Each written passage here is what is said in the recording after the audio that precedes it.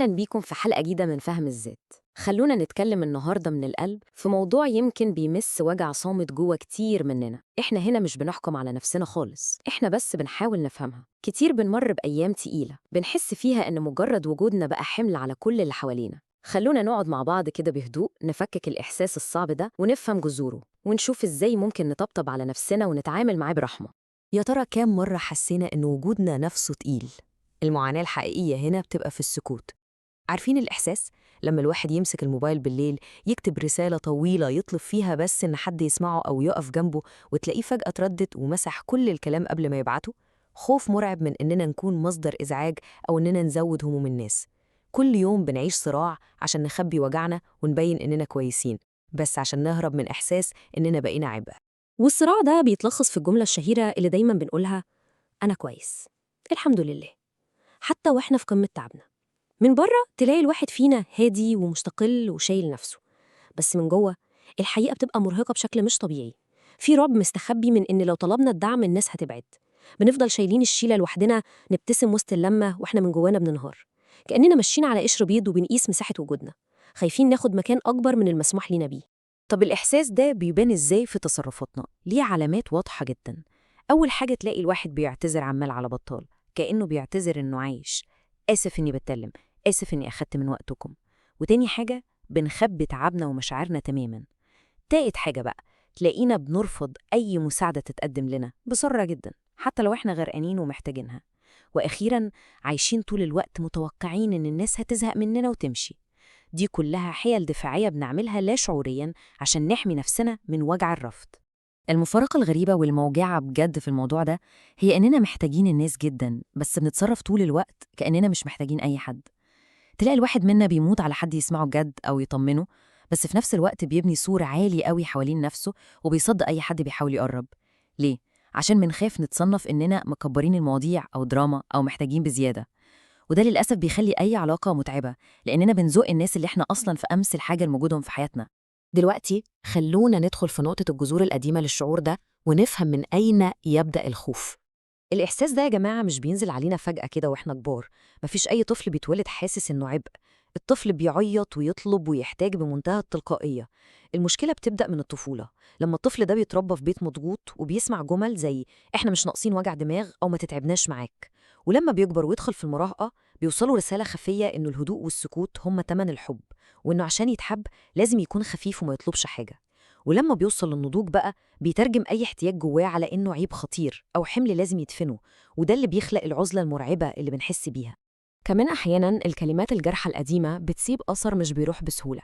يعني لو مرينا بتجارب في علاقات قديمة وجينا نفتح قلبنا ولقينا برود، أو حد قال لنا أنتوا نكديين أو بتحبوا الدراما، المواقف دي بتتحفر في عقلنا وبتأكد لنا فكرة إن مشاعرنا دي عبء، وإن احتياجنا العاطفي ده شيء مرفوض. ومع تكرار ده العقل الباطن بيصدق إن المشكلة فينا إحنا، وإننا فعلاً ناس صعب تتحب. وهنا محتاجين نقف شوية عشان نصلح فهم خاطئ وكبير قوي. في فرق شاسع بين إن الواحد يكون هو اللي عبء وبين إنه يكون موجود وسط ناس طاقتهم أصلاً خلصانة أو حبهم غير ناضج وما يقدروش يستوعبوا مشاعر حد. كون إننا عندنا احتياجات ده مش معناه أبداً إننا عبء، ده معناه بس إننا كنا بندور على الأمان في المكان الغلط، عند ناس مش قادرة أو مش جاهزة تقدمه لنا في الوقت ده. وهنا بنوصل لفخ تاني، وهو الارتباط بتقديم المنفعة. والسؤال اللي دايماً بيطاردنا: هل قيمتنا بس في اللي بنقدمه؟ دايماً في صراع شغال جوه دماغنا بين وهم الاستحقاق وبين الحقيقة. الوهم بيقول لنا لو أنا مفيد وبحل مشاكل الناس عمرهم ما هيسيبوني، وده معتقد مرهق لدرجة ما تتوصفش، لأنه بيخلينا نربط قيمتنا ووجودنا بخدمة الناس وبس. لكن الحقيقة المريحة والدافية هي إن الحب الحقيقي بيقبل الإنسان حتى وهو في قمة تعبه. اللي بيحبنا بجد بيحب وجودنا وروحنا، في الأيام اللي بنضحك فيها وفي الأيام اللي بنكون فيها مطفيين ومش قادرين نقدم أي حاجة لأي حد. طب ليه بقى بنرفض المساعدة قبل ما نطلبها أساساً؟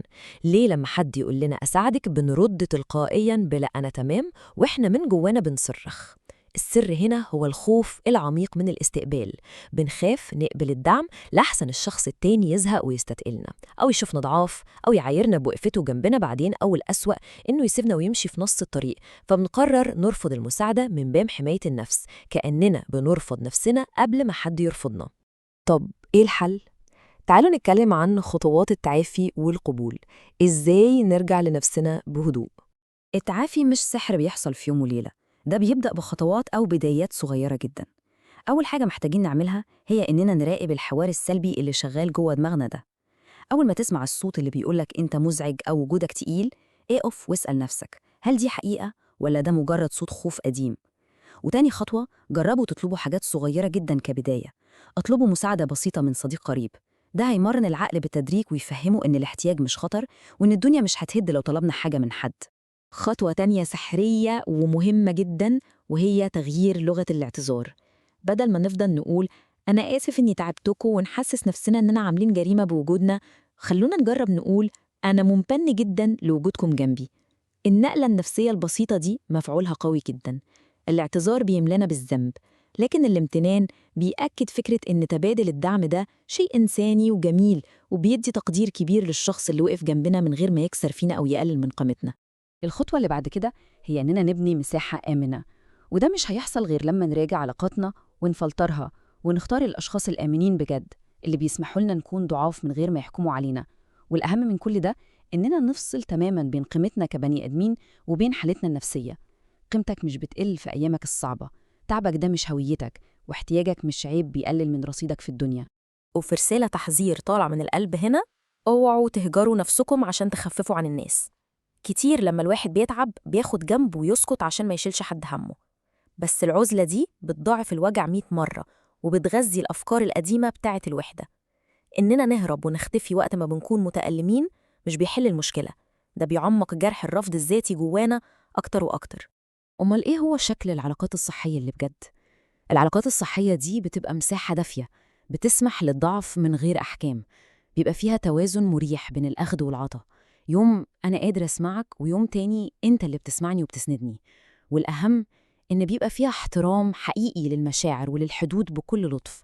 محدش فيها بيمسك تعبنا كارت إرهاب ضدنا، ولا بيشكك في قامتنا لمجرد إننا في يوم قلنا إحنا مش قادرين، إحنا تعبانين النهاردة.